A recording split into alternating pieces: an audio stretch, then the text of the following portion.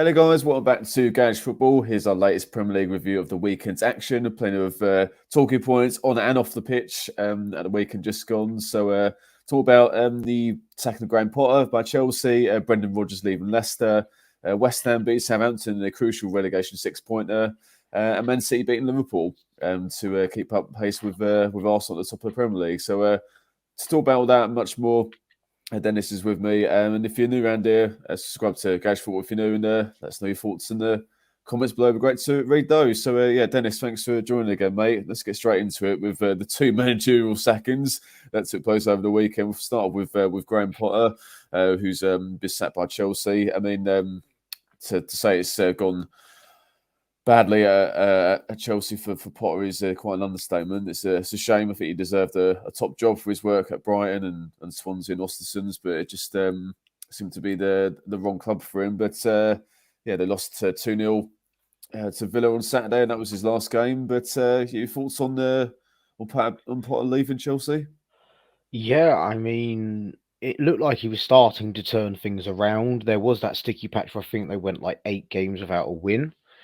Writing was on the wall. We all said when he went that Chelsea's probably the wrong club for him. It's too cutthroat, and they've had a very erratic transfer policy in summer, signing players that didn't quite make sense.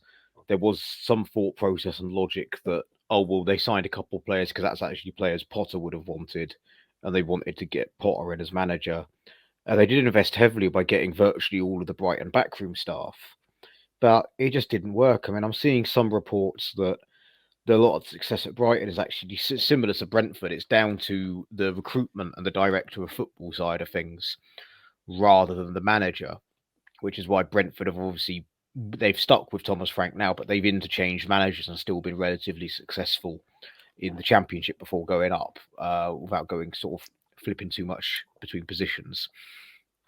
It's an interesting point of view. Obviously, we're both putting our West Ham hats on, and that now there's potentially, we'll come on to Rodgers later, potentially 2 managers available that fans would prefer to manage our team over David Moyes at the minute. But I'm not too sure after Chelsea whether then going into another high pressure job such as West Ham, and I'm not talking like putting him in now in the relegation battle, whether that's another risk for him. I did read earlier that Graham Potter is he's turned down an approach from Leicester already and wants to take a bit of a break, which is probably the smart thing to do. But I just think it was to go back to my first point, it was just a recipe for disaster. Chelsea fans I knew really did not want him to continue, but they were similar to us with Moyes in like, well, who replaces him? And even now they're sort of shrugging their shoulders and going, oh, Nagelsmann or maybe Hansi Flick, I don't know. Yeah, But there's Zidane, Pochettino's bit of a host of names. Host of names linked. I don't see Zidane or Pochettino going purely because Pochettino's rejected jobs in other. I think he rejected Chelsea first time round when they got rid of Tuchel apparently because of respect for Tottenham was his words, or read that somewhere. But it's more just there's a bit of a pessimism around Chelsea of being like, well, whoever they get in, are they going to get the exact same treatment under this new chaotic ownership? Yeah. I mean, I'm not defending Abramovich's business practices or his, support or not support of what's going on in between Ukraine and Russia, but people used to complain about his treatment of managers, whereas compared to what this American guy has done in the 7 months he's been in charge, it's looking a bit more like a steady hand in comparison.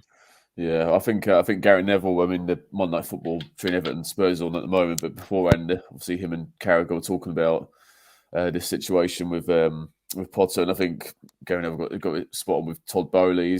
It's like football manager, like nice plug for football for the game there, but like it seems a bit all over the place in terms of strategy, and sacking Tuchel seems even more ridiculous now after this second of Graham Potter.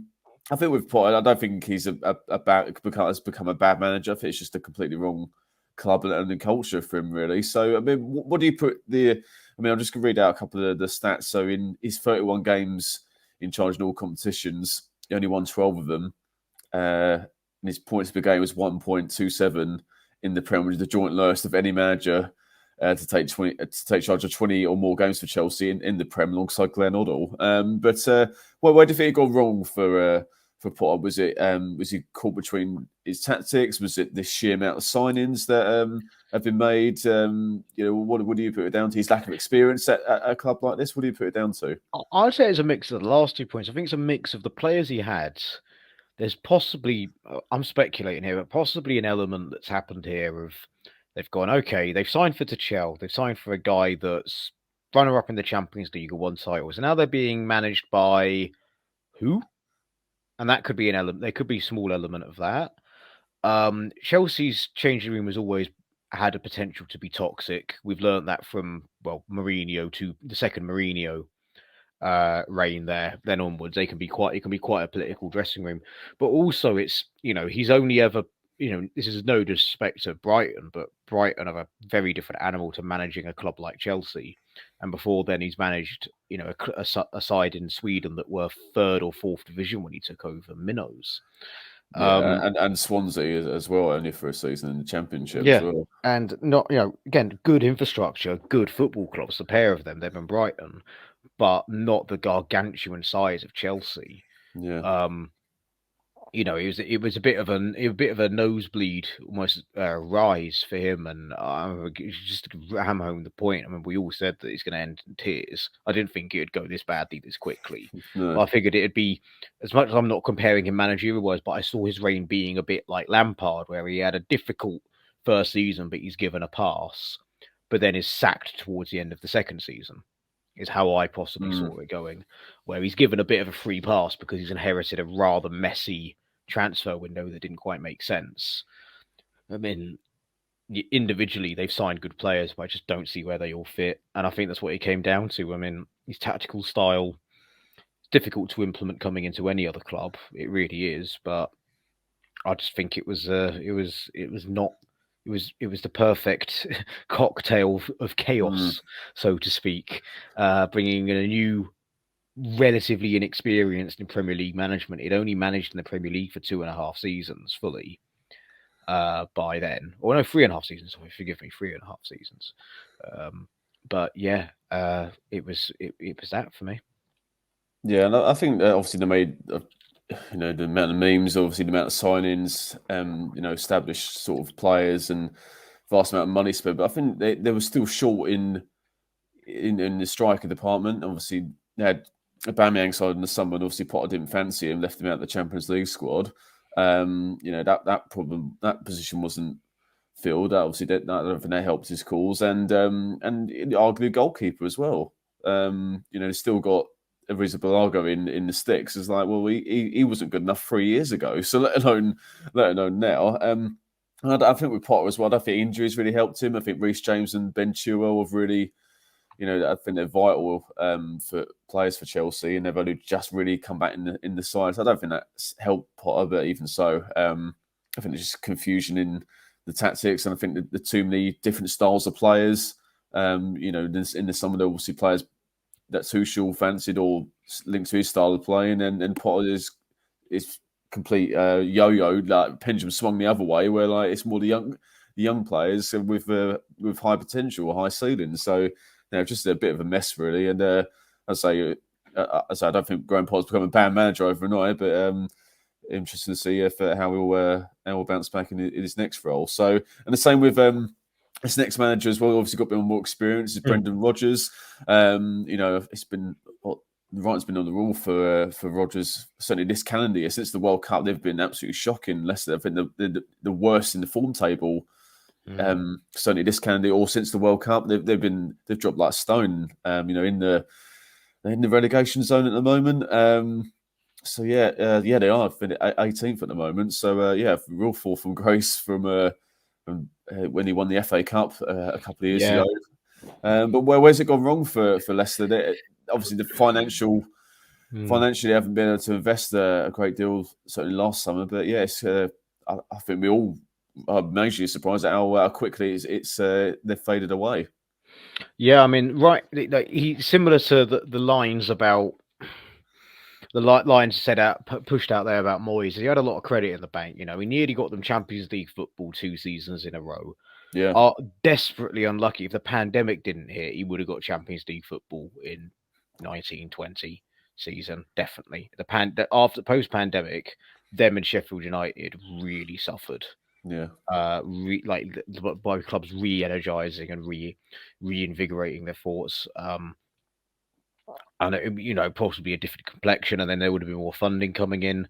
I think something that really has gone under the radar and taken years is obviously the death of their owner. The whole culture, I can imagine, at the top end has probably changed because of that, and it's not too dissimilar that although there was some success in the 2 years after, last 2 seasons haven't exactly pulled up trees. Last 2 seasons, they finished eighth in the end last season. I think eighth or that's ninth. right. Eighth, yeah, But they never were challenging for Europe. Like we had sort of usurped them as that club that was knocking on the door of Europe in that season. They did quite well to get the semi-finals of the Conference League last year. yeah, Swings and roundabouts of what we're doing this year. But Rodgers won them an FA Cup, which is their first, other than the Premier League, but they haven't really won anything other before then for a long time. And that Premier League is largely down as a minor miracle with everyone else struggling. This was the cup they didn't win because other teams struggled. They won it on merit. They won it. They earned that cup. You can't dispute that. They played a very decent Chelsea side managed by Thomas Tuchel, who then won the Champions League like a couple of weeks later. Not to be sniffed at, but he's been living on borrowed time. They had a terrible start. They also their recruitment in recent years hasn't been as good. They got rid of Schmeichel for less than £1 million. yeah. It's And really good. Probably replaced something I him. was going to bring up. Yeah, Yeah, and then their two backup goalkeepers are young, inexperienced, and by all accounts, absolute liabilities. Still managed to keep a clean sheet against West Ham, though. Standard. yeah. We've But got just sorry to interrupt. yeah, Just on that point, Danny Ward, a decent enough goalie as he is, and has proved that for Wales, is no Cassius Schmeichel as a goalkeeper, and also leadership off the pitch as well. Yep, Kasper Schmeichel. The famous story is he tried to run towards the helicopter just before it exploded when it crash landed when the owner was in it. That's the kind of mentality and leadership that guy had. Vardy's winding down, and Daka. And lots of West Ham fans were screwing that we didn't sign Daka, but he hasn't exactly kicked on at Leicester. He's done okay. Don't get me wrong. And that's a good point you made about the transfers. Earlier, what you were saying, really good article by Rob Tanner from the Athletic. Really good in-depth analysis of why it went wrong for Rodgers in the end. It even goes back to the summer of 2021, where you mentioned Daka, as you said, Sumari, Vestergaard. That was seen a strange signing, and then Ryan Birch from Southampton on the free, and Ademola Lookman on loan. The only sort of transfers that summer. And you look at even the ones from January this, I think Suter, is it? They've signed as well. Yeah. And I mean, Daka, as you said, he was meant to be take over from Vardy, and then Ian Nacho hasn't hit the heights that he did the other season. And obviously Vardy, he's advancing in his years now. And I just think this is the thing with any team, it can just change so quickly with Leicester. They were really free-flowing under Rodgers, playing really good football. Everyone wanted all their players. Tielemans was being linked, and Schmeichel, as I say, load of Harvey Barnes. But the only one who's hit anywhere near his form this season is James Madison. And he's had injuries. And yeah, exactly. And the win-loss when he's out the side, they are nowhere near that. Honestly, they become a one-man team. In the last few months. When they played us, they did look a totally poor side when he went off injured the game just before the thingy, but we were playing so badly that we weren't going to score in a month. I think at that time, you think they're going to get away with it. And you mentioned about the pandemic and the World Cup coming at a bad time for them. I think they won 4 and 5. West Ham being one of those 4 and 5 wins. If they're going to turn it around, and since the World Cup, they've had an absolute shitter. Yeah, I mean, one thing I read, and I've just read it earlier today on Twitter. I don't know how true this is, and I don't know the context, but apparently there's been quite a few internal fallouts within the squad as well, which hasn't really helped things. Yeah, no, well, that's exactly what Rob Tanner says in the Athletic article as well. With Vestergaard, with someone who's Rodgers brought in, but he's been banished from the squad, and excuse me, Jamie Vardy's obviously not been happy about as rightly so, like not being given the minutes. I don't think he started the game for a couple of months, I think, or maybe even longer. So, yeah, it can just change so quick, and even watching some of their games, and they just don't have that dynamism with the ball as well. They're very porous at the back. They have been lost. Their record from set piece has been terrible for the last couple of seasons, and that hasn't improved. And just haven't been as good, dynamic and fresh on the ball. And it just seems to have just gone a bit stale. Whereas, I didn't expect them to have a great season this season. I thought mid-table, lower half, but for them to be in relegation zone in April, I'm still staggered by, really. Yeah, they're now second bottom after we won yesterday. I mean, but you think another thing I'm thinking of that we haven't mentioned is the whole Yuri Tielemans. I butchered that pronunciation, but that whole No, scenario where he's running down his contract, clearly does not want to be there. How's that rubbing off? And you got some players that I remember they were amazing when they were close to Europe, nowhere near like Amarty and Seonchu were amazing. They've just completely fallen off a cliff. And I'm any Leicester fans watching this, please comment and correct me, because I'm watching this from a distance. I will be honest, I'm not one of those people that sits there and pretends to know every single intricate detail of your football club, because it annoys me when people do that about West Ham and then tell me, oh, well, we think Phil Jones can replace Declan Rice or whatever. It's like, so I have to get that reference in there, but it's like, I'm not going to pretend to know every single thing about Leicester, but what I do know is that all these players that you were hearing so many good things about, like Seonchi I think he was in the Premier League Team of the Year in 1920.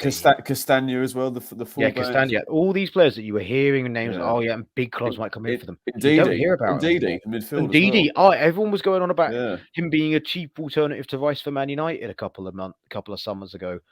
Literally forgot he existed, as we just proved then. Yeah, well, that's the thing, mate. If a few players, that's what's probably seen with West Ham a little bit. When a few players go out of form and it can change so quickly. It's frightening. Yeah, and it's crazy. Like, it's not just one or two players I've named there. I've named half the starting 11 from a few years ago, with adding an Ndidi and that with Schmeichel, that are either not starting or you're not hearing their name because they're not really doing an awful lot. It'd be interesting to know who they get in, because again, wide reported on Twitter, I think Matt Law said Matt Law said that Potter's already turned down an approach from Leicester. And if they approach it could be they're going, oh, well, you're available, you'll do, sort of type thing. Whereas I think what Leicester should do, and is push the nuclear button and try and just give it to Allardyce till the end of the season. They're in free fall. They've got good players you need to get the results out of. And I just think maybe not Allardyce, but someone like that, and then figure out what you're doing in summer. Like Palace have done with Hodgson. Yeah, like Palace done with Hodgson. Like, try and do what you can to stay up and then reassess. Don't give a multi-year contract to a manager just because they're available now, because that's the kind of mistake Chelsea did with Potter in the sort of tie-in. Not that, although Potter was on paper looked like a logical option, I thought it was stupid to go, but logical option. They didn't really have a player with Potter. It was more like, he's doing well. He's doing well. It wouldn't surprise me if I can't remember his name off the top of my head, but the current Brighton manager will be linked with Chelsea soon. Deservey. And it could be again that Leicester maybe go for someone abroad. I mean, they got when Ranieri went after Shakespeare had his caretaker thing, they got Claude Puel out of absolutely nowhere, and no one I'd never heard of the guy. I recognise the name of the manager to an extent, but like it could be someone like that. But the days of the manager merry-go-round of Pulis or Bruce or Allardyce is Pardew, or Pardew is done. Gone. Yeah. But I just feel that the fact there's only 9 games to go, that's where I would go if I was Leicester. I would go for a safe pair of hands that can get some instant impact out of players and then reassess in summer. But as I say, I'm not a Leicester fan. I'm not going to know the intricate details of the squad. I could be totally wrong. So please comment and tell me if I'm wrong. I'm saying for any Leicester fans that are like, no, you got to get this manager or this. Because like, I know they'll want someone with a long-term plan, but very rarely does a mid-season appointment and when you're in relegation free fall work. A rare success story has been David Moyes until this season. of Yeah, someone that sort of came in and was like, okay, this smacks of desperation. Going back to Moyes, it worked out. Very rarely does this work out. Like I yeah, still but, think Palace are not out of the woods. They just got an instant win off the back of Leicester playing poorly. I think if they came up mm, against anyone else other than maybe Bournemouth or us, I think they probably would have still struggled under Hodgson. But yeah. Yeah, no, good points, mate. Totally agree with everything you said. I think with Leicester, like, where do they go in terms of the style of manager as well? Like, if they had a safe pair of hands, you probably would keep them up because Rafa Benitez. But looking at the profile of players they've got, they need someone like Rodgers, Potter, De Zerbi, Eddie Howe. Obviously, not going to get any of them names, but like in terms of that progressive possession-based football, which worked so brilliantly under Rodgers until this season. So they need someone a bit like that, but who is there? Maybe Hasenhüttl. I don't know. But we'll see. We'll see how it goes. Obviously, Brendan Rodgers, obviously, again, is still a good manager. He'll get a good job in the summer. There's no doubt about it for me. Let's move on to our team, Dennis. West Ham. We just about beat Southampton at the London Stadium in the relegation 6-point. It wasn't a classic. I'm sure people on the neutrals on watching it on Sky Sports weren't exactly thrilled, but the sheer relief in the stadium yesterday when the final whistle blew was palpable. Obviously, what did you make? Obviously, it's great to get the win, but what did you make of the match overall? yeah, I mean it's a game that happened at the weekend. Is pretty much that's like the best way I could describe it. There was a bit of nervy when they hit the crossbar late on, but other than that, Southampton looked pretty toothless. Their main arsenal was James Ward-Prowse and crossing, and I think the one time he got a pinpoint cross him, I can't remember his name, but the giant centre forward they got from Ghent or Genk, sorry. Onuachu. That's the one. That's the one. Yeah, Yeah, I yeah. just couldn't remember his name. He hit the crossbar. The one time the cross was perfect, it avoided everyone's head. Whereas, sliding door sort of moment. The one time we got the perfect ball in, Aguerd was the only defender that stayed on side, and the goal did stand eventually. Always been a fan of VAR, as you know. Fabianski had a really good game to keep us in it, in my honest opinion. Yeah, that save from Pardo, is it the left back? Was a brilliant save. That was going in. There was a couple, and they were, he just commanded his area very well. As much as I'm not throwing any shade at Areola here. He came across as a much more. That now I've seen both of them play in quick succession from where I sit, especially defensively second half, because I'm at the part where we defend second half. He seems a lot more in tune with the defenders, which is natural because he's their main goalkeeper. And I think it justified bringing him into the side or bringing him back in, because there were a few, hang on a minute. Want to give a little mention, because I know he gets a lot of stick on Twitter. I thought Kera had a good game by the standards he had, and he got the assists, so bit of defender assisting another defender for our goal. That's peak West Ham this season. Well, I think the back four, mate, as a whole played really well. I've got to say, obviously Kera was pretty good. He can be erratic, but there is a player in there. I think he had one of his better performances. I think the centre back pairing of Zuma and Aguerd. I mean, what's that? The third game I'm going to say, or whatever they've started. Yeah. Very minimal since they joined. And the difference they make is huge. And Emerson's getting better and better. I think. And Emerson was. Sorry, you go ahead. Thanks, mate. No, sorry. I was saying before you guys before the game that Emerson as a left back, even when he was at Chelsea, I wasn't convinced. I thought he was more of a left wing back, left midfielder type of player. But as a left back, he's getting better and better. Every game he plays, he was excellent again. And I think we did just enough to win. I think we deserved it. It was, as I say, it wasn't a classic. We could have got a couple more in the second half. But no, we did enough to win. You can see while Southampton are bottom, they played okay. Ward-Prowse as good as you said. I think his partner Lavia, the number 45, was really impressive. I thought, but they can't score many goals, can they? So and that's why they're bottom. I mean, their goalkeeper impressed me as well. The main thing I'd say about Emerson as well was that from a defensive second half when I was watching, they were he was very unwell looking towards the end. It'd been mentioned that he'd been suffering from some illness something along those lines, according to X on the Patreon, and he was dry heaving a few times towards the end on his haunches. Every time there was a break in play, he was being thrown a bottle of water. He looked pretty dead by the time he came off. Yeah. And made like I think he was making indications he wanted to come off for a good 10 minutes before he did. And Cresswell, again, liability at left back this season, but he put in a good crunching tackle on someone. I couldn't make out which player it was. Yeah, it was crucial. He got that, yeah. To stop a cross coming into the box with, like, I think the 92nd minute, and then the full-time whistle went about a minute later. I think where we do differ is that from where I was standing, I thought Soucek actually was all right, but according to literally everyone else I've spoken to and read on Twitter, apparently, apparently he was dreadful. I was like, oh yeah, he missed quite a few challenges. Don't get me wrong, but he broke up play and was, got the ball and passed it on to someone that that knew what they were doing, rather than because a lot of my big criticism of Soucek is he's not that good with the ball and he dwells on it and he gets caught in possession. He did not get caught in possession like he was yesterday. That's where I'm. So that's me. But where he needed to be taken off, and Flynn Downs came on and did all right. Soucek was very lucky. Not if he'd connected with some of those sliding tackles, he definitely would have got a booking.